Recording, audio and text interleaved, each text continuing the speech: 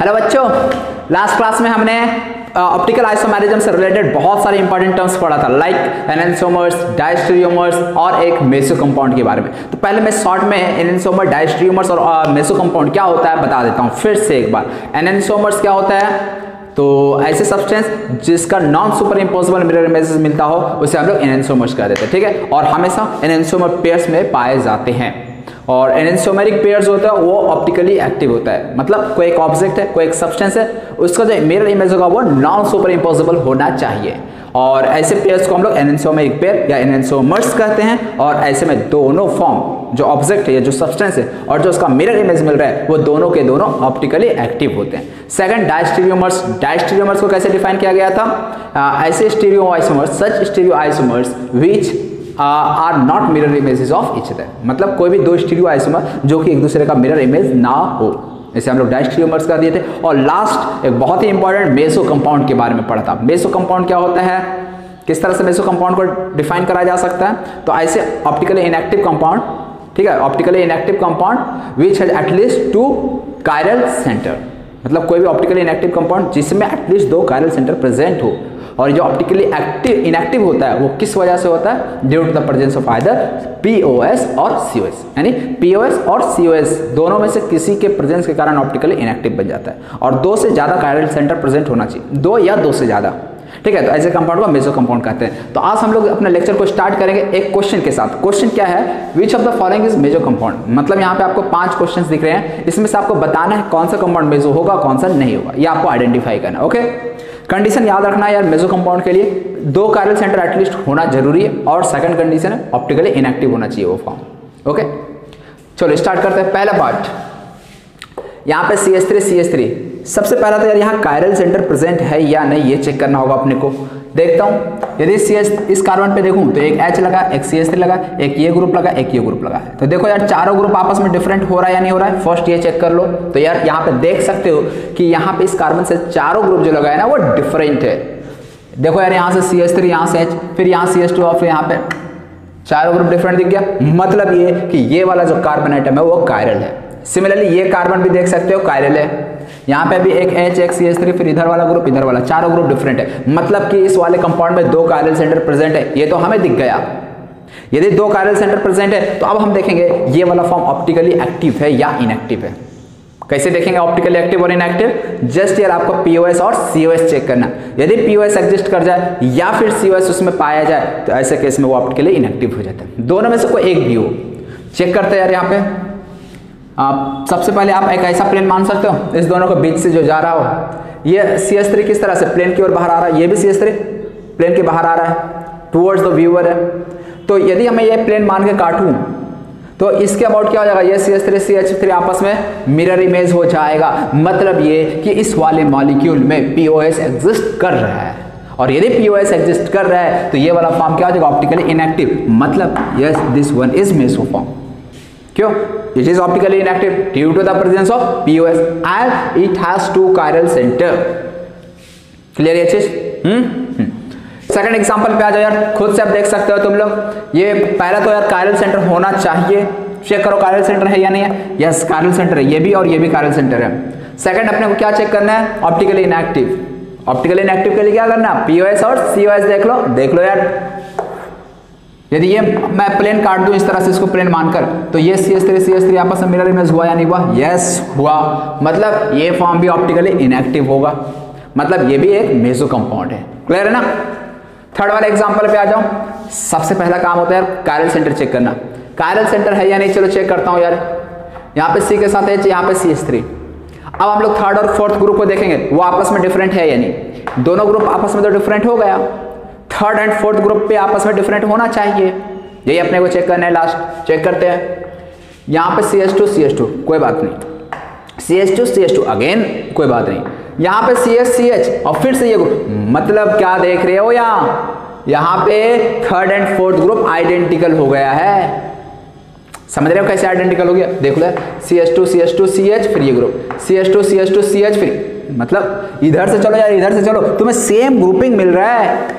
इसका मतलब क्या बोल दूंगा कि यहाँ पे कायरल सेंटर प्रेजेंट नहीं है। सिमिलरली यदि आप सोच रहे हो कि ये वाला कायरल सेंटर हो सकता है तो चेक कर लो यार, इसे भी एक बार चेक कर लो।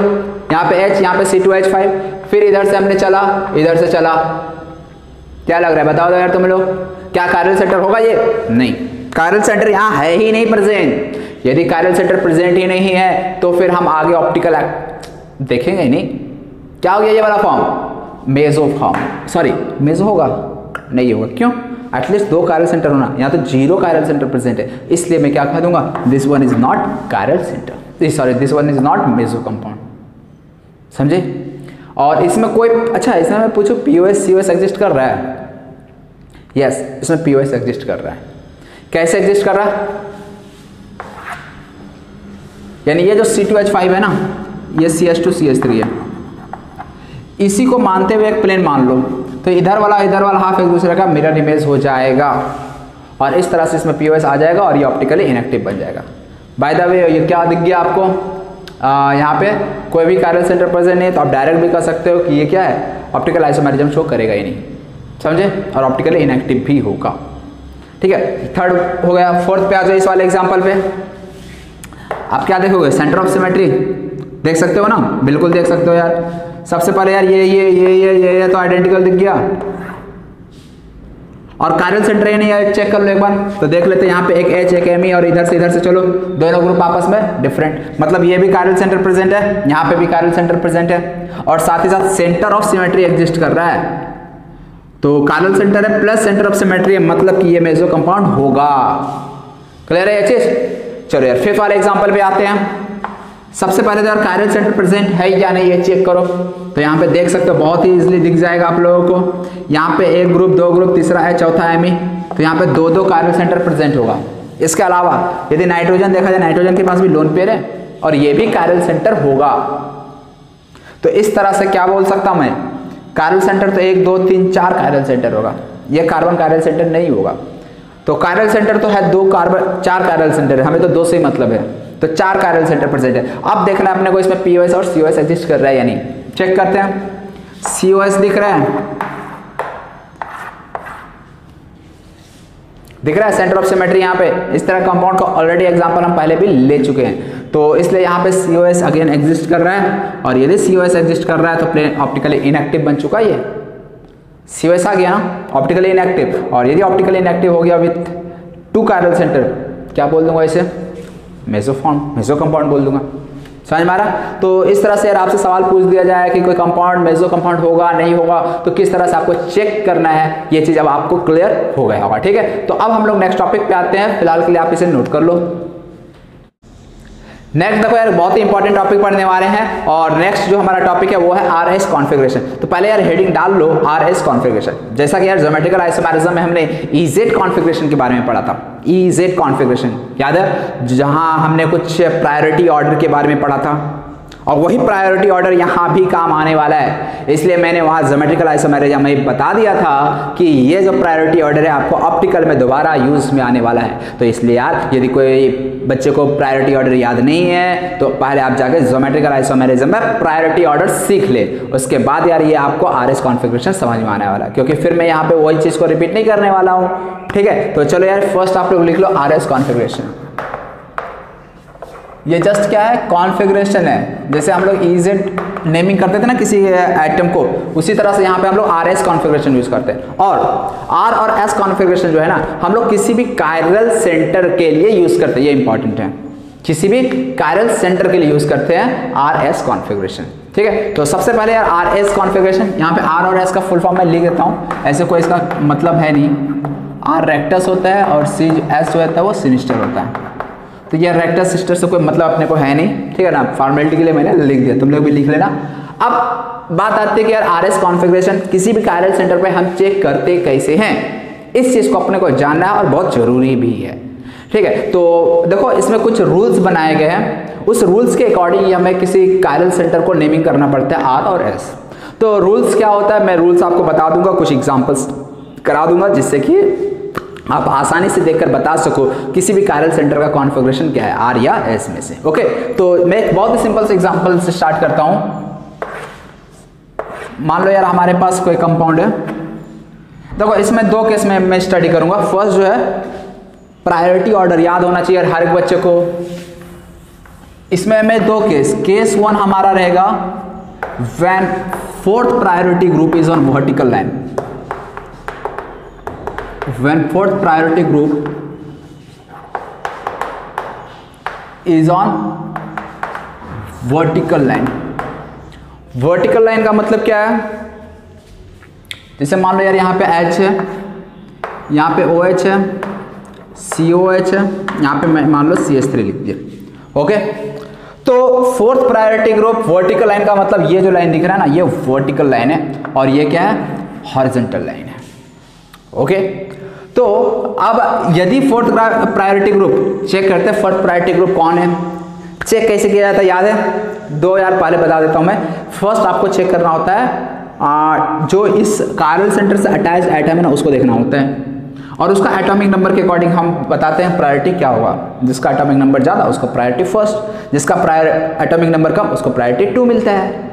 याद है? नहीं याद है तो जाओ ज्योमेट्रिकल आइसोमेरिज्म में देख लो, ऑलरेडी हम बहुत डिटेल में डिस्कस किए हुए हैं। तो यहाँ पे H लगा, यहाँ O लगा, यहाँ C लगा, यहाँ पे भी C लगा। तो इसमें से फर्स्ट प्रायोरिटी ऑर्डर किसको मिलेगा, बता सकते हो किसको मिलेगा? यार बहुत ही क्लियरली दिख रहा है, फर्स्ट प्रायोरिटी ऑर्डर इसे मिलेगा। सेकंड अब किसको मिलेगा? यहाँ भी कार्बन कार्बन हाइड्रोजन। तो एक चीज तो यार बहुत ही क्लियर है कि हाइड्रोजन जो है वो हमारा फोर्थ प्रायोरिटी में चला जाएगा। अब बच गए इस कार्बन कार्बन में, कैसे चेक करते हैं? देखिए यहाँ मैं प्रायोरिटी अब तुम लोग को देखने के लिए नहीं बताऊंगा, ठीक है। यहाँ पे कार्बन कार्बन कॉमन, कार्बन के बाद तीनों हाइड्रोजन, जबकि कार्बन के बाद यहाँ ऑक्सीजन मिल रहा है, तो सेकंड प्रायोरिटी इसको मिलेगा, थर्ड प्रायोरिटी इसको मिलेगा, फोर्थ प्रायोरिटी इसको मिलेगा।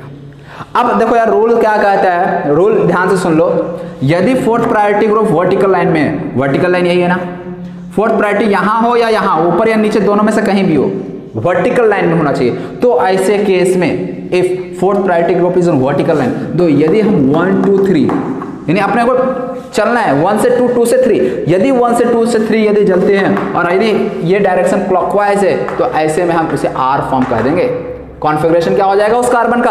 R फॉर्म हो जाएगा। ये बहुत ही इंपॉर्टेंट है।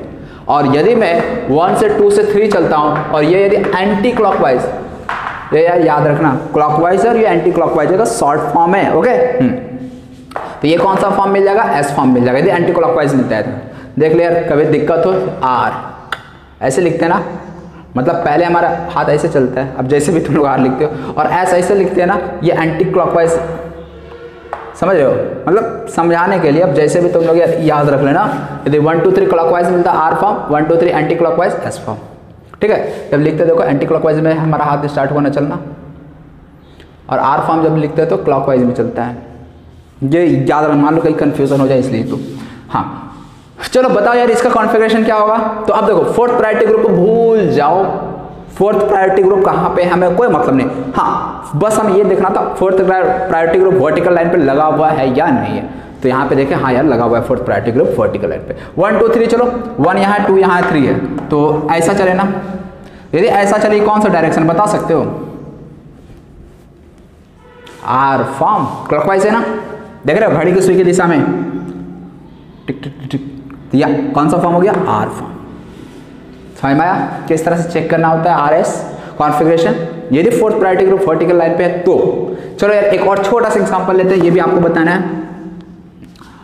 मान लो यार ये वाला हमारा CH3 है, OH है, CHO है, और यहाँ पे अरे यार ये CHO है ना, ये CHO, ये CH3 और यहाँ पे H है। ठीक है, इस वाले में बताना है इसका क्या होगा कॉन्फ़िगरेशन, R होगा या S होगा, ये आपको देख के बताना है। कैसे बताएंगे? तो चलो सबसे पहला काम क्या होता है? प्रायोरिटी चेक करना। प्रायोरिटी चेक करते हैं। यहाँ पे कायरल, ये कार्बन है, कायरल है, देख लो CH3 CHO एल्डिहाइड ग्रुप है, ये अल्कोहल और H। तो फर्स्ट किसको मिलेगा? आग बंद करके ऑक्सीजन को, इधर कार्बन कार्बन, इधर हाइड्रोजन, इसको आग बंद करके हम फोर्थ दे सकते हैं प्रायोरिटी।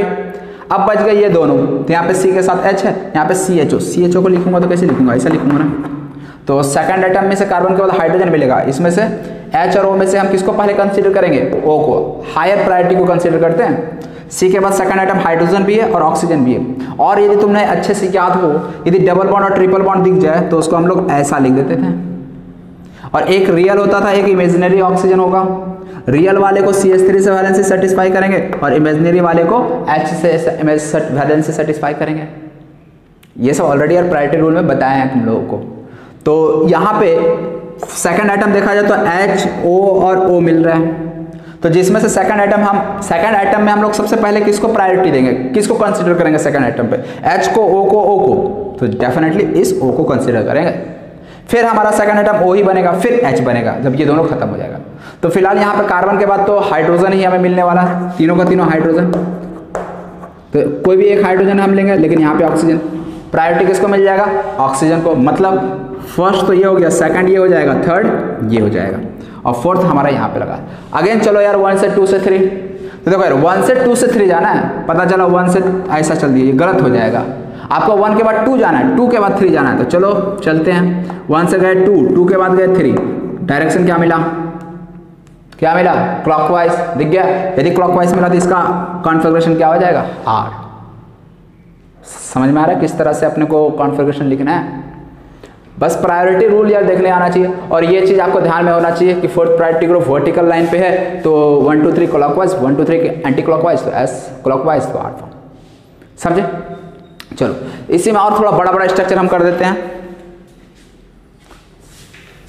अच्छा एक और, मैं मान लो यार कभी जो fourth priority group horizontal line पे है, तो ऐसे केस में क्या होगा?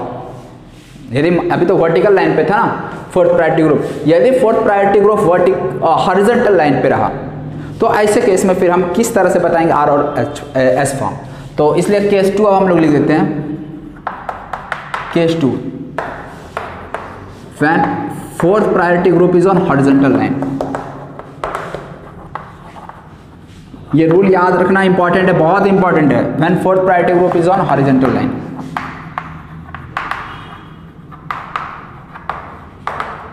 चलो देखो, तो इसमें आने से पहले यार एक चीज आपको मैं सिखाना चाहूंगा। क्या सिखाना चाहता मैं, जरा देखना तुम लोग यार। मान लो इधर OH है, यहाँ CH3 और यहाँ पे COH है। ओके, एक चीज मैं जो सिखाना चाहता हूँ तुम लोग को वो ये कि यदि पहले प्रायोरिटी देख लीजिए, 1 2 3 4, कॉन्फ़िगरेशन क्या था? R था ना। हम जब भी ये जो प्रोजेक्शन होता है ना, इसको हम लोग कहते हैं फीचर प्रोजेक्शन। ठीक है, इसका नाम क्या होता है? Feature projection. ठीक है, और फीचर प्रोजेक्शन में एक खास बात होती है कि ये जो दो बॉन्ड होता है ना, ये जो दो बॉन्ड होता है, ये always away from the observer होता है, अवे फ्रॉम द व्यूअर होता है। मतलब यदि तुम इधर देख रहे हो ना, इसका मतलब ये दोनों बॉन्ड तुमसे दूर भाग रहा है, और जो हॉरिजॉन्टल बॉन्ड है ना, वो तुम्हारी ओर आ रहा है, मतलब टुवर्ड्स द व्यूअर। इस प्रोजेक्शन का नाम क्या बताया? Feature projection. स्पेलिंग लिख देता हूँ यार मैं, फीचर प्रोजेक्शन। फीचर प्रोजेक्शन, इसके बारे में अभी हम बताया नहीं आप लोगों को डिटेल में, आगे मैं बताऊंगा फीचर प्रोजेक्शन किस तरह से ड्रॉ कराया जाता है। सॉहर से फीचर, न्यूमैन से फीचर, ठीक है, वेज डैश से फीचर प्रोजेक्शन कैसे हम लोग ड्रॉ करते हैं, ये सब बताएंगे आगे। लेकिन पहले हम लोग RS कॉन्फ़िगरेशन सीख ले रहे हैं। तो फीचर प्रोजेक्शन में देखो होता क्या है, जो वर्टिकल लाइन होता है, जो वर्टिकल लाइन पे जो ग्रुप लगा होता है, वो अवे फ्रॉम द ऑब्जर्वर होता है। मैं लिख देता हूँ यहाँ पे, वर्टिकल लाइन पे जो ग्रुप होता है वो अवे फ्रॉम द ऑब्जर्वर होता है।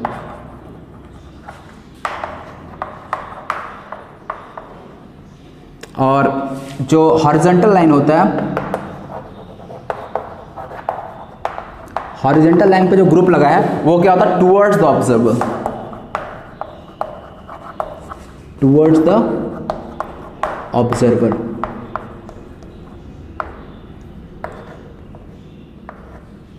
ठीक है, ये 2 पॉइंट याद रखना। मतलब इसको यदि मैं 3D में देखना चाहूँ, 3D में विजुअलाइज करना चाहूँ, तो ये ऐसा कुछ दिखेगा। ये अवे फ्रॉम द, अवे का मतलब डैश पे आएगा। यहाँ पे क्या लगा? COH, तो लिख दो COH। और ये क्या? टुवर्ड्स द व्यूअर, यहाँ OH है और यहाँ पे CH3 है। ऐसा मतलब समझे, ये दो यदि अंदर जा रहा है, अंदर की ओर जा रहा है, तो ये दोनों बाहर की ओर आ रहा है। और दोनों V होता है, याद रखिएगा। ये एक V ऐसा है ना, तो ये दोनों V ऐसा होगा, बाहर की ओर आएगा। ये ऐसा, और ये जो जा रहा है ये ऐसा जा रहा है। समझ रहे हो? 4 V कुछ किस तरह से है, ठीक है। तो ये ओरिएंटेशन होता है, फीचर पोजीशन का मतलब ये होता है। तो ये 3D स्ट्रक्चर है, लेकिन इसी 3D स्ट्रक्चर को मैंने 2D स्ट्रक्चर में ड्रॉ कर दिया।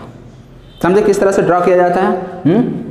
हाँ, तो अब हमें इसमें बताना क्या है कि जो फीचर प्रोजेक्शन है उसमें यदि मैं इवन एक्सचेंज इंटरचेंज कर दूं एटम का और ऑड इंटरचेंज कर दूं तो कॉन्फ़िगरेशन में क्या चेंजेज आता है, ये चीज़ अपने को जानना है नेक्स्ट। तो देखना यार, मैंने यहाँ पे दो टर्म यूज़ किया, एक इवन इंटरचेंज और एक ऑड इंटरचेंज। अब पहले इंटरचेंज का मतलब भी अपने को समझना अच्छे से कि इंटरचेंज का मतलब होता क्या है। तो पहले मैं ऑड इंटरचेंज समझता हूँ। ऑड इंटरचेंज का मतलब, मान लो इसमें से मैंने कोई एक इंटरचेंज किया। इंटरचेंज का मतलब क्या है कि मैंने इसको इसके जगह पे, इसको इसके जगह पे लाया, मतलब एक का पोजीशन अदला बदली कर दिया। अदला बदले, इंटरचेंज का मतलब यही होता है ना, इंटरचेंज हो गया, अदला बदली। मैंने किसी और का कपड़ा पहन लिया, मेरा कपड़ा को क्या हो गया, इंटरचेंज कर लिया हमने क्लोथ्स। तो इस तरह से यहाँ पे भी इंटरचेंज होता है, एटम्स का या ग्रुप का हो सकता है। यानी एच यहाँ पे आ गया, ओ एच यहाँ पे चला गया, तो ये एक इंटरचेंज कहलाएगा। समझे? मान लो यार ओ एच यहाँ पे लगा था, ओ एच को सी ओ एच और सी ओ एच को यहाँ पे रख दिया, एक इंटरचेंज हुआ। समझे? तो यदि मैं ऑड इंटरचेंज करता हूँ, मतलब एक इंटरचेंज करे, दो इंटरचेंज करे, सॉरी दो नहीं, दो इवन इंटरचेंज होंगे, एक इंटरचेंज करे, तीन इंटरचेंज कर दे, पांच इंटरचेंज कर दे, तो ये सब ऑड इंटरचेंज होगा। और जो इंपॉर्टेंट बात है ना वो ये कि ऑड इंटरचेंज में कॉन्फ़िगरेशन चेंज हो जाता है। मतलब यदि हमारे पास पहले आर फॉर्म था तो वो चेंज होकर एस फॉर्म हो जाएगा, और यदि स्टार्टिंग में हमारे पास एस फॉर्म था उसमें हमने ऑड इंटरचेंज किया तो हमें नेक्स्ट आर फॉर्म मिल जाएगा। समझे? ये इंपॉर्टेंट है कि ऑड इंटरचेंज करने से कॉन्फ़िगरेशन चेंज हो जाता है। तो ऑड इंटरचेंज के लिए कॉन्फ़िगरेशन चेंजेज, अब कॉन्फ़िगरेशन चेंजेस का मतलब आर का एस हो जाएगा और एस का आर हो जाएगा, ये मतलब है। तो पहले तो हम लोग यार इसी फॉर्म में, गिवन फॉर्म में हम लोग इसका देखते हैं कि कॉन्फ़िगरेशन है क्या। 1 यहाँ पे, 2 यहाँ पे, 3 यहाँ पे, 4 यहाँ पे। क्लॉकवाइज कौन सा फॉर्म आ गया? R form. दिख रहा है ना? Clockwise are form. क्लियर है ये चीज? अब हम लोग इसमें ऑड इंटरचेंज करते हैं। ऑड इंटरचेंज का मतलब एक इंटरचेंज कर देते हैं, एक इंटरचेंज। लाइक मान लो हम फोर्थ प्रायोरिटी ग्रुप को वर्टिकल पे ही रहने देते हैं, फोर्थ प्रायोरिटी के ग्रुप के साथ छेड़छाड़ नहीं करना है, उसको एज इट इज रहने दो, खुश रहने दो उसको। मैं ओ एच और सी एच का पोजिशन चेंज कर देता हूँ, कोई परेशानी नहीं ना? तो यदि मैं ओ एच और सी ओ एच का पोजीशन चेंज कर, यहाँ ओ एच आ जाएगा, यहाँ पे सी ओ एच आ जाएगा, ये एक इंटरचेंज हो चुका है, एक इंटरचेंज हो चुका है। और यहाँ पे सी एच 3। अब प्रायोरिटी फिर से दो यार, फोर्थ प्रायोरिटी यहाँ, फर्स्ट प्रायोरिटी यहाँ, सेकंड प्रायोरिटी यहाँ, थर्ड प्रायोरिटी यहाँ। चेक करो यार ये 1 2 3 आर फॉर्म में है या एस फॉर्म है? तो 1 यहाँ, 2 यहाँ, 3 यहाँ, 1 2 3 चले। ये कौन सा डायरेक्शन है, कौन सा फॉर्म है? एस फॉर्म है। दिख गया? तो यदि मैंने एक इंटरचेंज किया तो हमें क्या मिल गया? एस फॉर्म मिल गया। समझे? चलो यार मान लो मैं 3 इंटरचेंज कर दूं, या 3 नहीं, अभी एक 3 इंटरचेंज भी कर दोगे ना तो वही मतलब होता है। पहले मैं इसी में एक और इंटरचेंज करता हूँ, ये हमारे पास एस फॉर्म था ना, एक काम करूँ, ये हमारे पास एस फॉर्म है, मैं क्या करता हूँ इसमें एक और इंटरचेंज करता हूँ। देखो इसमें यदि इंटरचेंज करूंगा और एक ही इंटरचेंज करूंगा तो एस फॉर्म से क्या हो जाएगा? आर फॉर्म हो जाएगा। यदि एक इंटरचेंज करूँ इस वाले में, तो इस वाले में यदि एक इंटरचेंज किए तो इसका कॉन्फ़िगरेशन चेंज हो जाएगा। मतलब यदि ये एस है तो जो हमें नया कॉन्फ़िगरेशन मिलेगा वो आर मिलेगा। तो एक इंटरचेंज करो, फोर्थ प्रायोरिटी ग्रुप को वर्टिकल पे ही रहने दो, उसको छोड़कर बाकी कोई भी एक इंटरचेंज कर लो। तो मान लो यार एच है, एक काम करता हूँ ना, ओ एच और सी एच 3 को इंटरचेंज कर लेता हूँ। कोई भी इंटरचेंज कर सकते हो, सी एच 3 को इसके साथ भी कर सकते हो, सी एच 3 को इसके साथ भी कर सकते हो, इसको तो करके देख ही लिए। यदि मान लो इसको हम फिर से कर लेंगे इंटरचेंज तो हमें यही मिल जाएगा, मतलब आर मिल जाएगा, यदि इसको इंटरचेंज किए तो। समझे? तो हम अब सी एच 3 और ओ एच को करके देखना चाहते हैं, कोई बात नहीं करते हैं। यहाँ ओ एच आ जाएगा, यहाँ पे सी एच 3 आ जाएगा, यहाँ पे सी ओ एच आ जाएगा।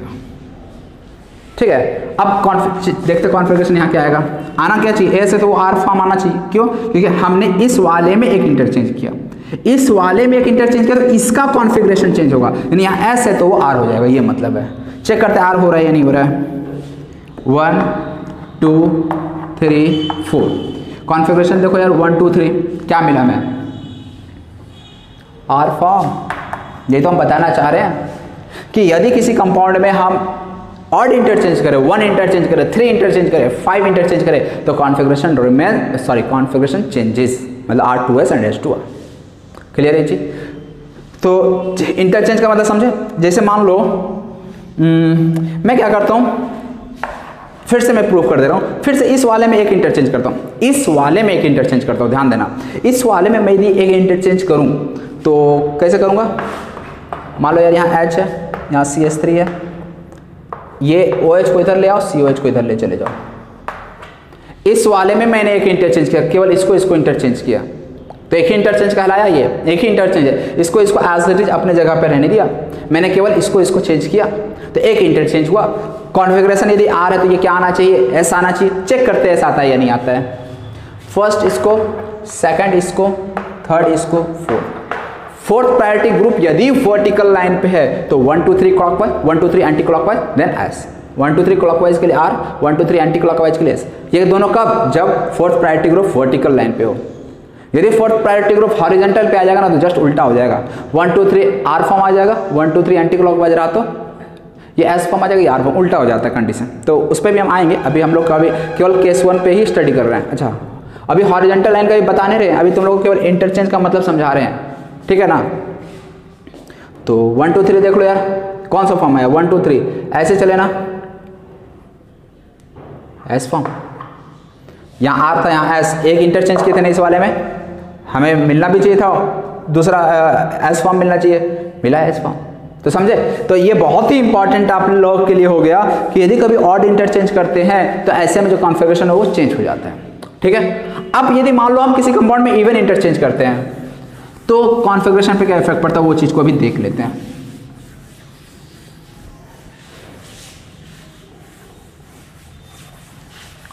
चलो मान लो यार यही एग्जांपल मैं ले लेता हूँ, सेम एग्जांपल मैं लेता हूँ, उसी में समझाता हूँ। अभी यहाँ पे H है, यहाँ पे OH है, यहाँ पे COH और यहाँ पे CH3 है। इवन इंटरचेंज, इवन इंटरचेंज का मतलब समझना यार, आपको 2 इंटरचेंज करना है या 4 या 6 या 8 ऐसा इंटरचेंज करना है। तो यदि ऐसा इंटरचेंज करते हो 2 4 6 8 तो ऐसे में कॉन्फ़िगरेशन सेम रहता है। मैं नोट करके लिख दूँ, अभी तो लिखा नहीं था ना, शायद नहीं लिखा था। इवन इंटरचेंज में क्या होता है, configuration remains same, configuration remains same. चलो इवन इंटरचेंज देखो यार करेंगे कैसे, फोर्थ प्रायोरिटी ग्रुप को वर्टिकल लाइन पे ही रहने देना है, ओके। फोर्थ प्रायोरिटी ग्रुप को वर्टिकल लाइन पे ही रहने देना है। इसमें 1 है, ये 2 है और ये 3 है। अभी कौन सा फॉर्म है, 1 2 3 clockwise, that is R form है, क्लियर है। इवन इंटरचेंज मैं क्या करता हूँ, पहले OH और COH को चेंज कर देता हूँ, OH और COH को चेंज कर देता हूँ। कितना इंटरचेंज हुआ, वही इंटरचेंज वही का, यह COH और यहाँ OH कर देता हूँ मैं, यहाँ CH3 था। कितना इंटरचेंज हुआ, यहाँ से यहाँ तक यदि हम गए तो एक ही इंटरचेंज हुआ, केवल OH और COH को इंटरचेंज किया, एक इंटरचेंज हुआ। हमें इवन इंटरचेंज करना है, मतलब इस वाले में एक और इंटरचेंज करना है। तो अब दूसरा इंटरचेंज है ना, आप किसी भी 2 को लेके कर सकते हो, इसको भी लेके कर सकते हो, लेकिन अभी इसको वर्टिकल पे रहने दो, ज़्यादा आसान है। अभी बस मैं ऑड और इवन इंटरचेंज का मतलब समझा रहा हूँ। जब हॉरिजॉन्टल वाला कंडीशन समझा देंगे तो ये इसको हॉरिजॉन्टल पे मिला दोगे, कोई दिक्कत नहीं होगा। फिलहाल आप क्या करो, जो फोर्थ प्रायोरिटी ग्रुप है उसको वर्टिकल पे ही रखो। तो एक इंटरचेंज तो इस दोनों को करने से हो गया। अब फिर इसी को मत कर देना, करने का कर सकते हो तो फिर R से R ही में आ जाएगा, ठीक है ना। हाँ, करने का कर सकते हो तो इवन इंटरचेंज हो जाएगा, वो सही है। तो फिलहाल यदि मैं मान लो अब इसको कर देता हूँ इंटरचेंज, एक इंटरचेंज ऐसे हुआ, ये स्ट्रक्चर मिला, फिर इसमें हमने इस दोनों को इंटरचेंज कर दिया। इस दोनों को इंटरचेंज यदि करता हूँ तो यहाँ CH3 आ जाएगा और यहाँ पे आ जाएगा OH। कितना इंटरचेंज हो चुका, 2 इंटरचेंज। कैसे, पहले इधर किया, फिर यहाँ OH आ गया, यहाँ पे जब लाया OH को तो इसके साथ कर लिया, 2 इंटरचेंज हो गया। 2 इंटरचेंज हुआ तो कॉन्फ़िगरेशन सेम रहना चाहिए था, सेम रहना चाहिए था ना। चेक करते सेम रहता है कि नहीं। 1 2 3 4, फोर्थ प्रायोरिटी वर्टिकल पे 1 2 3, चलो क्या मिला, 1 2 3 चले, क्या मिला, R फॉर्म मिला। यहाँ पे भी R है, मतलब इवन इंटरचेंज में कॉन्फ़िगरेशन सेम रहता है, R का R, S का S रहता है, समझ रहे हो। चलो यार मान लो यार आप इसी कंपाउंड फिर से एक बार इवन इंटरचेंज करते हैं। इवन इंटरचेंज करें तो फिर से इसको 2 बार, किसको किया जाए, पहले मान लो यार मैं इस दोनों को इंटरचेंज करता हूँ, ओके। यानी यहाँ पे मैं एक काम करता हूँ, इवन इंटरचेंज करना ना, पर इस दोनों करता हूँ मैं। यहाँ पे मैं ले आया CH3, यहाँ पे COH, OH को यहाँ पे रहने दो। अभी कितना इंटरचेंज हुआ, 1। अच्छा, यदि इसका कॉन्फ़िगरेशन R है तो आप इसका कॉन्फ़िगरेशन बिना प्रायोरिटी दिए बता सकते हो कि नहीं बता सकते हो, बिना प्रायोरिटी दिए बता सकते हो कि नहीं बता सकते हो। कैसे? ये वाला आर फॉर्म है। इस स्ट्रक्चर को यदि ध्यान से देखोगे तो क्या पाओगे कि यहाँ पे ये ऑड इंटरचेंज किया गया है और वन इंटरचेंज, ऑड कहे तो वन इंटरचेंज किया गया, केवल COH और CH3 का एक्सचेंज किया गया, इंटरचेंज किया गया, ये दोनों अपने जगह पे है। तो एक इंटरचेंज किया गया, इसका मतलब आर है, तो ये वाला फॉर्म क्या होना चाहिए? एस फॉर्म होना चाहिए। चेक भी कर सकते हो, ऑलरेडी यार बताए थे तुम लोगों को नीचे एग्जाम्पल। फिलहाल हम इवन इंटरचेंज का केस देख रहे हैं। तो एक इंटरचेंज किया, हम दूसरा इंटरचेंज भी करना चाहते हैं, तो मैं क्या करूँगा? OH की जगह पे COH कर देता हूँ और COH की जगह पे OH, मतलब इसको भी एक बार और इंटरचेंज कर दिया। इवन इंटरचेंज हो गया ना। अब इवन इंटरचेंज हो गया तो कॉन्फ़िगरेशन यदि R था तो ये भी क्या होना चाहिए था? R ही होना चाहिए। क्लियर? ये चीज समझ में आ रहा है ना? तो कॉन्फ़िगरेशन एक बार चेक कर लेते हैं, कंफर्म कर लेते हैं प्रायोरिटी ऑर्डर से। 1 2 3, चलो 1 2 3, यहाँ 1 यहाँ 2 यहाँ 3, क्या मिला? क्लॉकवाइज है तो आर फॉर्म। क्लियर है? तो जो इंपॉर्टेंट नोट था वो ये है कि इवन इंटरचेंज यदि कभी करा जाए फीचर प्रोजेक्शन में तो ऐसे में कॉन्फ़िगरेशन सेम रहता है।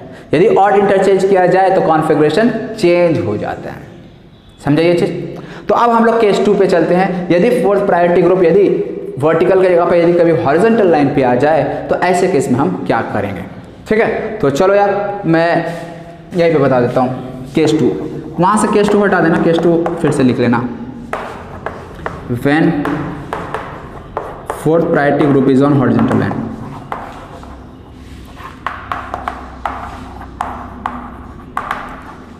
Is on horizontal line. चलो एग्जाम्पल देख लो यार, यहाँ पे मैं लिख देता हूँ। यहाँ H है, CH3 है, Cl है, COH। ओके, चेक करते हैं। फर्स्ट प्रायोरिटी किसको मिलेगा? क्लोरीन। सबसे पहले एटॉमिक नंबर, यहाँ पे कार्बन लगा, यहाँ क्लोरीन लगा, कार्बन लगा, हाइड्रोजन लगा। हाईएस्ट एटॉमिक नंबर किसका? इसका, इसलिए प्रायोरिटी इसको 1। Second priority, third priority, fourth priority. कोई दिक्कत तो नहीं होनी चाहिए। यदि फोर्थ प्रायोरिटी हॉरिजॉन्टल लाइन पे लगा है तो क्या करना है? तो आपके पास दो ऑप्शन है, ठीक है ना? मैं दोनों तरीके से बता देता हूँ। फर्स्ट काम तो आप ये कर सकते हो, फर्स्ट लेंथी वाला मेथड बताऊंगा। फर्स्ट काम आप ये कर सकते हो कि हमें वर्टिकल वाला तो पता है रूल कि यदि first priority group vertical line पे लगा है, मतलब टॉप या बॉटम में वर्टिकल लाइन पे लगा है, तो ऐसे में 1 2 3 क्लॉकवाइज चलेंगे, आर फॉर्म। 1 2 3 एंटी क्लॉकवाइज चले, एस फॉर्म। ऑलरेडी पता है। तो आप क्या करो, हमको इसका कॉन्फ़िगरेशन बताना है ना, इसमें इवन इंटरचेंज करके फोर्थ प्रायोरिटी ग्रुप को टॉप पे पहुंचा दो, वर्टिकल लाइन पे पहुंचा दो। इवन इंटरचेंज करके, अरे इंपॉर्टेंट है, इवन इंटरचेंज करके। इवन इंटरचेंज करने से क्या होगा? क्या होगा बता सकते हो? इवन इंटरचेंज करने से कॉन्फ़िगरेशन जो इसका है ना वही उसका भी रह जाएगा और फोर्थ प्रायोरिटी ग्रुप हमारा टॉप पे पहुंच जाएगा। टॉप पे पहुंच गया तो हम जो 1 2 3 क्लॉकवाइज में आर बोलते थे एंड 1 2 3 एंटी क्लॉकवाइज में एस बोलते थे, वही रह जाएगा कॉन्फ़िगरेशन। समझ रहे हो ना? तो चलो यार, इसमें इवन इंटरचेंज करके फोर्थ प्रायोरिटी ग्रुप को टॉप में पहुंचा दो। तो मैं क्या करता हूँ, पहला तो H को यहाँ पे कर देता हूँ, CH3 को यहाँ कर देता हूँ, Cl और COH को एज इट इज रहने देता हूँ। अभी कितना इंटरचेंज हुआ? एक इंटरचेंज हुआ, H और CH3 को केवल मैंने इंटरचेंज किया, इसको एज इट इज रहने दिया। एक और इंटरचेंज इसमें कर दो यार। एक और इंटरचेंज कैसे करा जाए? कोई भी कर सकते हो, इसको इसको कर दो, इसको इसको कर दो, या इसको इसको, कोई भी तो इंटरचेंज कर सकते हो। तो मैं मान लो Cl और CH3 करता हूँ, ठीक है ना? कोई दिक्कत तो नहीं ना आप लोगों को?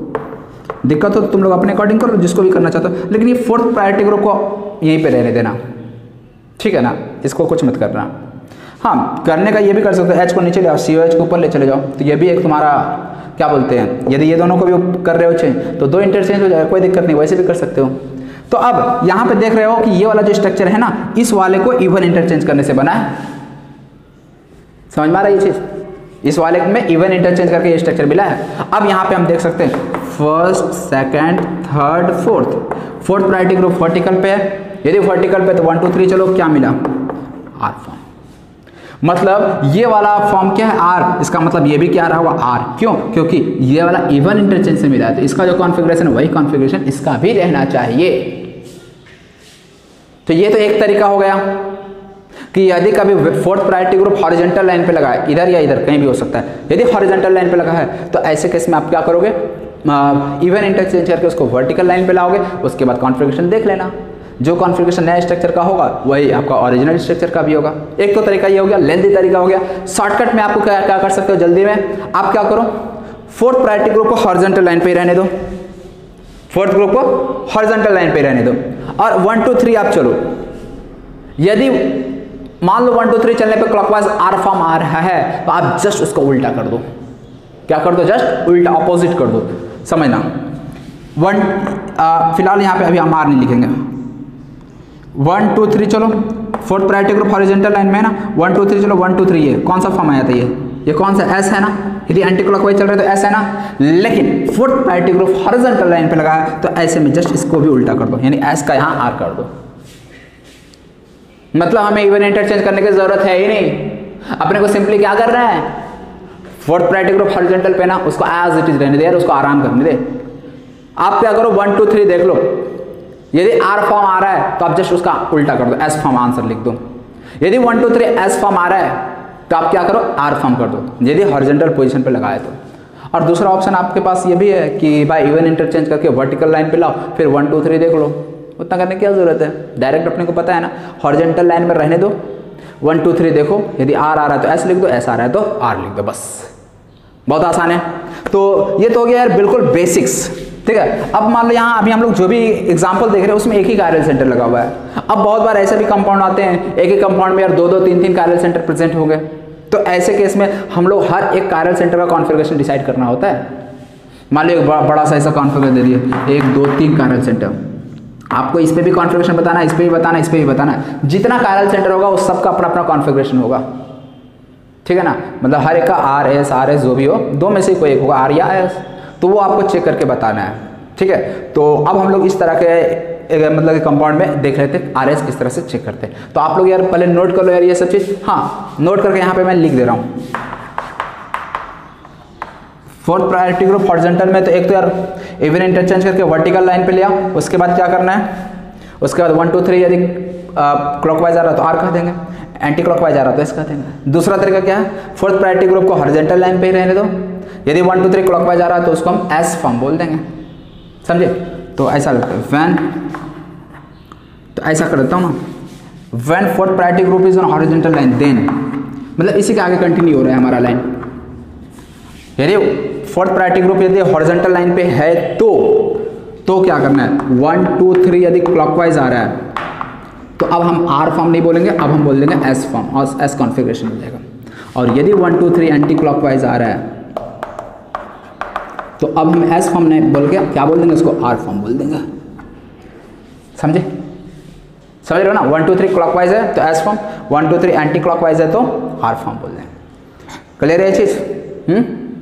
यदि हॉरिजॉन्टल लाइन में लगा हुआ हो तो फोर्थ प्रायोरिटी ग्रुप, तो बस एक्चुअली पहले 1 2 3 आर आता था ना, लेकिन अब एस लिख देंगे। 1 2 3 पहले एंटी क्लॉकवाइज के लिए एस आता था, अब आर लिख देंगे, बस यही चेंजेस है, समझे।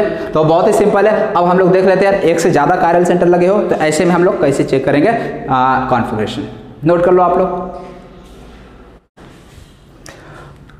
देखो यार नेक्स्ट कुछ एग्जांपल यहाँ पे आपको दिख रहे हैं, 5 एग्जांपल दिख रहे हैं, 5 का हमें कॉन्फ़िगरेशन बताना है। एक से आप नोट रखेंगे करेंगे, जितने कायरल सेंटर होंगे उतना अलग अलग कायरल सेंटर का कॉन्फ़िगरेशन आपको करना पड़ेगा। मतलब इस मॉलिक्यूल में देखो कितना कायरल सेंटर प्रेजेंट है, देखो यार बताओ, एक ये कायरल सेंटर होगा, एक ये भी है, 2 कायरल सेंटर प्रेजेंट है, देख लो OH S CH और एक ये पूरा ग्रुप, चारों ग्रुप आपस में डिफरेंट है, मतलब ये कायरल सेंटर है। ये भी देखो H OH CH3 और ये पूरा ग्रुप, ये भी डिफरेंट है। ये चीज़ क्लियर है ना। अब यहाँ पे 2 डिफरेंट कायरल सेंटर हमें मिले, तो करना क्या है अपने को समझना, पहले यहाँ पे अपना कॉन्फ़िगरेशन निकालेंगे। तरीका यार बिल्कुल वही चीज़ है जो अभी मैंने आपको बताया, जैसे सिंगल कायरल सेंटर के केस में करते थे, यहाँ पे भी वही चीज़ करना है। सबसे पहले इससे 4 ग्रुप अटैच है, 1 2 3 और ये चौथा, तो प्रायोरिटी 1 इसको मिलेगा, 2 किसको मिलेगा जरा सोच कर, इधर भी C चले इधर भी C चले, समझ के गलती होगा, इधर चले C इधर भी चले C इधर H, तो ये तो क्लियर हो गया, इसको 4th मिल जाएगा। अब C के बाद यहाँ CHO है, CHO का मतलब C डबल बॉन्ड OH, और यदि प्रायोरिटी याद है तो डबल बॉन्ड O का मतलब क्या होता है, 2 O में से एक को CH3 से सेटिस्फाई करते हैं, एक को H से सेटिस्फाई करते हैं। मान लो एक और O होता है तो उसको भी H से सेटिस्फाई करते हैं, बस एक रियर वाले को CH3 से और बाकी सबको HH दे के सेटिस्फाई कर देते हैं वैलेंसी, वैलेंसी सेटिस्फाई का मतलब यहाँ पे O सिंगल बॉन्ड बना रहा था ना, जबकि O डबल बॉन्ड बनाता है, तो डबल बॉन्ड के लिए एक और बॉन्ड चाहिए, तो उसको हम एक्स्ट्रा हाइड्रोजन देकर खुश कर देते हैं, सेटिस्फाई कर देते हैं इस O को CH3 देकर। ये मतलब है। ऑलरेडी प्रायोरिटी रूल में जाके बताया यार, देख लेना जिनको भी दिक्कत हो रहा हो। तो चलो यार ये हो गया। यहाँ पे और यहाँ पे हम चेक करते हैं, इधर भी C मिला, इधर भी C मिला, फर्स्ट आइटम बराबर है। सेकंड आइटम पे आ जाओ, सेकंड आइटम पे यहाँ O और H, किसको हम पहले कंसीडर करेंगे? O को कंसीडर करेंगे। तो सेकंड आइटम तो यहाँ सिर्फ C मिल रहा है, H मिल रहा है, O मिल रहा है। सेकंड आइटम हम O को कंसीडर करेंगे, ना कि C और ना कि H। O फिर बराबर हो गया। चलो पहले तो यहाँ से चले C मिला, यहाँ से चले C मिला, दोनों बात बराबर हो गया। फिर C से O मिला, बात बराबर। फिर हमें O मिलेगा, H और O दोनों ऑप्शन है, लेकिन हम किसको लेंगे? O को लेंगे, हायर प्रायोरिटी वाला को लेंगे। तो O मिला। अब यहाँ पे आपको क्या मिलेगा? C मिलेगा या H मिलेगा? दोनों में से कुछ भी ले लो, प्रायोरिटी इसी को हायर रहेगा। मतलब कि ये ऊपर वाला ग्रुप और नीचे वाले ग्रुप में थर्ड सेकंड किसको मिलेगा? इसको। और थर्ड किसको मिलेगा? इसको। समझ में आ रहा? तो इस तरह से 1 2 3 चलो। Fourth priority group horizontal line पे लगा, गलती मत करना। यदि फोर्थ ग्रुप हॉरिजॉन्टल लाइन पे लगा है 1 2 3 चलो। 1 2 3 क्या आया? ऐसे ना, एंटी क्लॉकवाइज एस फॉर्म, लेकिन हम यहाँ आंसर लिखेंगे आर फॉर्म। समझ में आ रहा है ऐसा क्यों लिखे? आर फॉर्म क्यों लिखे? एंटी क्लॉकवाइज में आता है ऐसे, लेकिन आर लिखेंगे क्यों? Fourth priority group horizontal line पे लगा इसलिए। अब इसी तरह से यार इस वाले को चेक करते हैं। फर्स्ट किसको मिलेगा प्रायोरिटी? इसको। फोर्थ तो इसको मिलेगा। थर्ड किसको मिलेगा जरा देख के बताना। थर्ड, सेकंड और थर्ड, 1 और 4 तो हो गया, सेकंड और थर्ड। इधर चले C, इधर चले C। इसके बाद हमें O मिला, इसमें H मिलने वाला है। देखना, इधर चले C, इधर चले C, बात बराबर। C के बाद यहाँ पे H मिलेगा, यहाँ पे एक तरफ C, एक तरफ H, एक तरफ O मिल रहा है, तो हम O को पहले लेंगे। तो इधर C के बाद हम बोलेंगे O, यहाँ पे हम बोलेंगे H, जीत गया O, इसलिए इसको सेकंड मिल जाएगा, इसको थर्ड मिल जाएगा।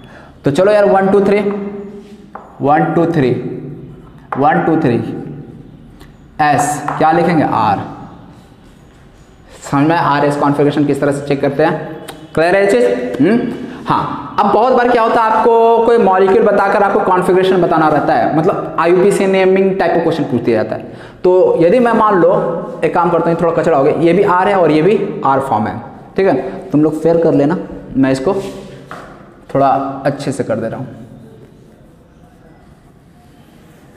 यहाँ पे क्या था? CHO था, ये CH3 है, ठीक है ना? हाँ, तुम लोग कर लेना अपने फेर में। ये भी R फॉर्म आ रहा है, ये भी R फॉर्म हो रहा है। IPSC में पूछ दिया जाता है 2R 3S 2R 3R 1R 2R ऐसा पूछ दिया जाता है, ठीक है? तो सबसे पहले यार इसमें नंबरिंग हमें IPSC रूल के अकॉर्डिंग करना होगा। IPSC रूल के अकॉर्डिंग नंबरिंग किधर से करेंगे? 1 2 3 4, जो हाईएस्ट प्रायोरिटी फंक्शनल ग्रुप होता है उसको 1 नंबर देते हैं। तो CHO इधर CH3 स्टार्ट करेंगे ऊपर से, तो 1 2 3 4। अब ऐसे में 2 पे हमें क्या मिला? R, 3 पे क्या मिला? R, मतलब इसका जो कॉन्फ़िगरेशन होगा 2R 3R होगा, ऐसा समझे? तो ये चीज़ भी इंपॉर्टेंट है, किस तरह से लिखा जाता है 2R 3R कैसे। अभी आगे देख लेना, चेंज हो सकता है। सेकंड वाला एग्जांपल आप लोग खुद से करो यार, पहले वीडियो पॉज करके पहले खुद से कोशिश करो। सबसे पहले यार रजिस्टर है HOH और यहाँ पे C। सबसे पहले कार्बन नंबर 1 इसको मिलेगा, इसको 4 मिलेगा, बच गया। यहाँ पे भी C, यहाँ पे भी C, यहाँ पे भी C है, यहाँ पे भी C है। इसके बाद ये डबल बॉन्ड O, ऐसा है ना? बताओ यार प्रायोरिटी किसको मिलेगा? सेकंड एंड थर्ड में कंफ्यूजन है। 1 और 4 तो हो गया डिसाइड, 2 और 3 किसको मिलेगा? तो इस डबल बॉन्ड O को मैं लिख दूं single bond O, single bond O। एक को CH3 से सेटिस्फाई करूंगा, एक को H से सेटिस्फाई करूंगा। तो सेकंड आइटम यहाँ O तीनों O मिलने वाला है। सेकंड आइटम यहाँ पे बताओ क्या मिलेगा? इधर चलेंगे C, ये दोनों तो बात बराबर हो गया था। फिर O मिल रहा था हमें, यहाँ पे BR C और O मिलेगा, जिसमें से हम तीनों में से फर्स्ट किसको लेंगे बताओ? CC, इसके रेस्पेक्ट में देख रहे हैं ना, CC बात बराबर। फिर O मिल रहा था, मतलब कोई भी O को ले लिया हम। यहाँ पे ये C मिला, इस C के रेस्पेक्ट में हम सबसे पहले BR को देखेंगे। अब BR और ये O कौन जीतेगा? BR, एटॉमिक नंबर हायर ना, इसका मतलब सेकंड प्रायोरिटी इसको, थर्ड प्रायोरिटी इसको जाएगा। अब क्या फोर्थ प्रायोरिटी ग्रुप क्या है? हॉरिजॉन्टल लाइन पे लगा है, हॉरिजॉन्टल लाइन पे लगा है। 1 2 3 चलो, क्या आ रहा है? S फॉर्म का है, तो आंसर R हो जाएगा। क्यों? फोर्थ प्रायोरिटी ग्रुप हॉरिजॉन्टल पे लगा इसलिए। समझ में आ रहा है ना, आर एस किस तरह से अपने को देखना है। उम्मीद करता हूँ यार कि समझ में आ रहा होगा, इतना मेहनत से समझा रहे हैं तो। अब इस वाले पे आ जाओ, फर्स्ट प्रायोरिटी ग्रुप किस पे आएगा 1, आग बंद करके, ब्रोमीन से ज़्यादा कौन होगा। सेकंड ओ, देखो यहाँ सी, यहाँ ओ, यहाँ पे भी सी, तो सेकंड तो आग बंद करके यार इसको दे देंगे, ओ है ना, इधर सी सी है, जीत गया ये। अब थर्ड और फोर्थ के लिए फाइट है, थर्ड और फोर्थ, अगेन यहाँ सी डबल बॉन्ड ओ है ना, ऐसा डबल बॉन्ड ओ को क्या करो 2 ओ में तोड़ दो, एक को CH3 से सेटिस्फाई कर दो, एक को H से सेटिस्फाई कर दो। सेकंड आइटम पे तीनों ऑक्सीजन ही आएगा कार्बन के बाद, यहाँ पे कार्बन के बाद एक O आएगा, एक C आएगा, एक H आएगा, तो एक O तो बराबरी कर लेगा, लेकिन फिर इसके बाद O मिल रहा है, जब यहाँ H और C मिल रहा है, कौन जीतेगा ये वाला, मतलब इसको थर्ड देंगे, इसको फोर्थ प्रायोरिटी कर देंगे। तो 1 2 3 चलो, 1 2 किधर था, अच्छा 2 इधर है और 3 इधर है, तो 1 2 3, फोर्थ को तो छोड़ दो। तो 1 2 3 इधर कौन सा फॉर्म आ रहा है, ये ऐसा आ रहा है ना, एंटी क्लॉकवाइज आ रहा है ना। यदि एंटी क्लॉकवाइज आया तो हम यहाँ पे नाम क्या लिखेंगे, एस ही लिखेंगे। क्यों एस लिखेंगे, समझ में आ रहा है, क्योंकि फोर्थ प्रायोरिटी ग्रुप वर्टिकल में लगा है, यदि वर्टिकल में है तो 1 2 3 एंटी क्लॉकवाइज, तो एस का एस ही रह जाएगा इसलिए। तो यहाँ पे देखो यार कॉन्फ़िगरेशन इस वाले कार्बन का कितना हो जाएगा आर, और इस वाले कार्बन का एस। अब IPSC के अकॉर्डिंग कैसे देखेंगे यार कॉन्फ़िगरेशन, तो IPSC के अकॉर्डिंग यार नंबरिंग करके तुम लोग खुद से देख लेना कि नंबरिंग IPSC के अकॉर्डिंग 1 2 3 किधर से होगा, उसके अकॉर्डिंग तुम लोग RS अपने से लिख सकते हो, ठीक है। तो फिलहाल अभी अपने को RS सीखना है, तो वो उम्मीद है कि समझ में आ गया होगा। अब थर्ड एग्जाम्पल पे चलते हैं, और थर्ड एग्जाम्पल यार तुम लोग खुद से जल्दी से बनाओ यार, मैं इधर बताता हूँ आप लोगों को, जल्दी से देखना। सबसे फर्स्ट प्रायोरिटी 1 इसको मिलेगा, यहाँ पे C, यहाँ पे भी C, यहाँ पे भी O, तो सेकंड तो इसको मिल जाएगा, कोई दिक्कत यहाँ तक नहीं होनी चाहिए। थर्ड और फोर्थ में दिक्कत हो रहा है, तो यहाँ पे C, यहाँ पे C है, C के साथ तो यहाँ H नहीं होगा, C ट्रिपल बॉन्ड CH होगा। ट्रिपल बॉन्ड CH का मतलब क्या है, ट्रिपल बॉन्ड का मतलब 3, जिसमें से एक CH तो रह जाएगा, यहाँ पे 2 वैलेंसी फ्री, यहाँ पे 3 वैलेंसी फ्री, यहाँ पे भी 3 वैलेंसी फ्री, और जो भी एक इसमें से रियल वाला होगा, बाकी 2 इमेजिनरी वाला होगा। समझ रहे हो, देखो यार नहीं समझ रहे हो तो फिर से मैं समझा दे रहा हूँ। देखो ऑलरेडी यार ये सब प्रायोरिटी ऑर्डर बताएं, फिर से मैं समझा दे रहा हूँ, तो जस्ट समझ लो यार, तुम्हारा रिवीजन हो रहा है यहाँ। C ट्रिपल बॉन्ड CH है ना, ट्रिपल बॉन्ड का मतलब 3 कार्बन, यहाँ पे 1 2 3 कार्बन, CH CH CH, ऐसा ट्रिपल बॉन्ड CH, तो 3 बार CH लिख देंगे, ट्रिपल बॉन्ड को तोड़ दिए सिंगल बॉन्ड में, ट्रिपल बॉन्ड को तोड़ दिया सिंगल बॉन्ड में, CH था 3 CH, जिसमें से एक रियल वाला कार्बन होगा, बाकी 2 इमेजिनरी। अब फ्री बैलेंस से कितना होगा ये देख लो, तो इस C के साथ एक बॉन्ड इधर है, 2 बॉन्ड यहाँ पे, 2 बॉन्ड कम पड़ रहा है, लिख दिए, यहाँ पे भी 2 बॉन्ड कम पड़ रहा, यहाँ पे भी 2 बॉन्ड कम पड़ रहा है। तो जो रियल वाला कार्बन है उसका फ्री वैलेंसी जो है CH3 से सेटिस्फाई करेंगे, और बाकियों का H से सेटिस्फाई करते हैं, समझे। इस तरह से हम लोग प्रायोरिटी देखते थे। अब 1 2, अब 3 और 4th में चेक करना है ना, तो यहाँ पे ये C, इधर भी C मिला, इसके बाद यहाँ पे C मिल रहा है, इसमें O मिल जाएगा, C तो कॉमन हो गया, इसके रेस्पेक्ट में C, इसके रेस्पेक्ट में C, बात बराबर। C के बाद हम O को देखेंगे, इधर C को, किसी को भी देखो C ही मिलने वाला है ना, कौन जीत गया, ये जीत गया, मतलब 1 2 3 ये हो जाएगा, 4 ये हो जाएगा। तो 1 2 3 4 आप कैसे देखोगे, 4th को गोली मारो, 1 से 2 चलना है, 2 से 3 चलना है, 1 से 2 2 से 3, कौन सा फॉर्म आ रहा है, क्लॉकवाइज R आ रहा है ना, लेकिन फोर्थ प्रायोरिटी ग्रुप हॉरिजॉन्टल पे लगा, आंसर क्या बोलेंगे S। क्लियर है चीज, क्लियर है ना। हाँ, इस वाले पे आ जाओ यार, चलो ये सब मिटा दो, CHO CH3 OH और यहाँ C, फर्स्ट प्रायोरिटी इसको मिल जाएगा O को, इतना तो समझ में आ रहा है ना तुम लोगों को।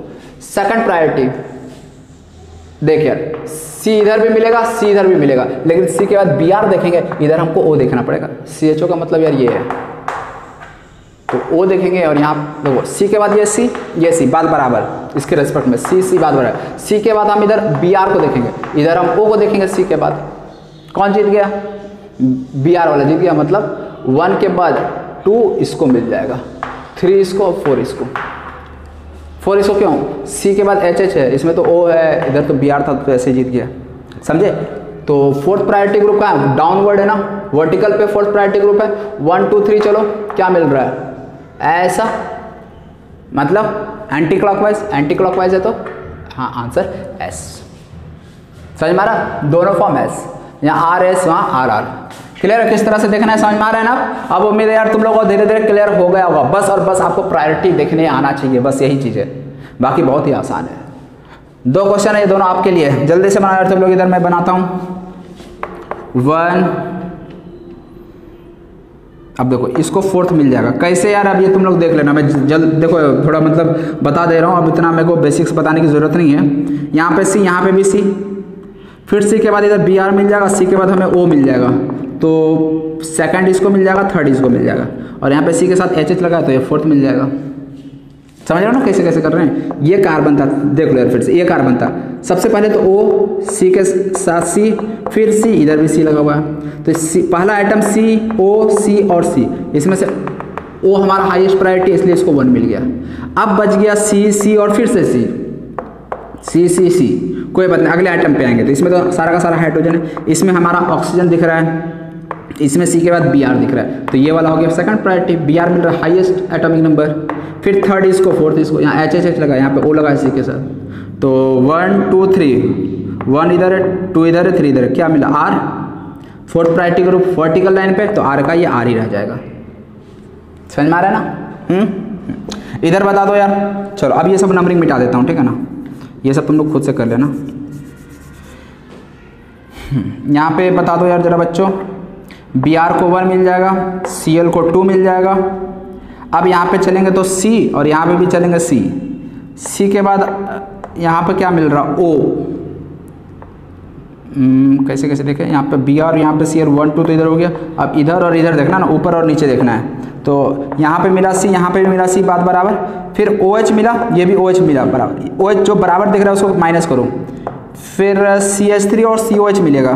देखो यार सी ओ एच और सी एच ओ में सी ओ एच को प्रायोरिटी ज़्यादा मिलता है, सी ओ एच को प्रायोरिटी ज़्यादा मिलता है, ऑलरेडी बताए हुए हैं।